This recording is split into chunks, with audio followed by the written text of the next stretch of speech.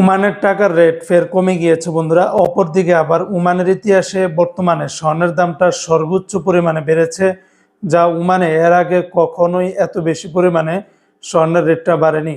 আসলে ইন্টারন্যাশনাল ভাবে বর্তমানে স্বর্ণের রেটটা সর্বোচ্চ পরিমাণে যাচ্ছে, যার প্রতিফলন প্রতিটা দেশের স্বর্ণের বাজারেই কিন্তু পড়েছে। তো আজকে যারা ওমান থেকে 24 ক্যারেটের প্রতি গ্রাম স্বর্ণ ক্রয় করবেন, 56 রিয়াল 350 পয়সা, 22 ক্যারেটের প্রতি গ্রাম 52 রিয়াল 600 পয়সা। এটা ছিল ওমানের একটা কোম্পানির রেট। অপরদিকে ওমানের আরেকটা কোম্পানিতে 24 ক্যারেটের প্রতি গ্রাম 55 রিয়াল 30 পয়সা, 22 ক্যারেটের প্রতি গ্রাম 50 রিয়াল 842 পয়সা, 21 ক্যারেটের প্রতি গ্রাম 48 রিয়াল 486 পয়সা, আর 18 ক্যারেটের প্রতি গ্রাম 41 রিয়াল 277 পয়সা।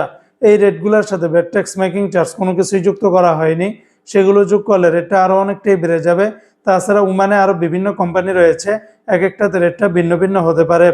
অপরদিকে আজকে যারা ওমান থেকে 1 রিয়াল বাংলাদেশে পাঠাবেন, ওমানের সকল এক্সচেঞ্জগুলোতে 317 টাকার ভিতরে পাবেন, যেখানে গতকালকেও 317 টাকা 65 পয়সার ভিতরে ছিল।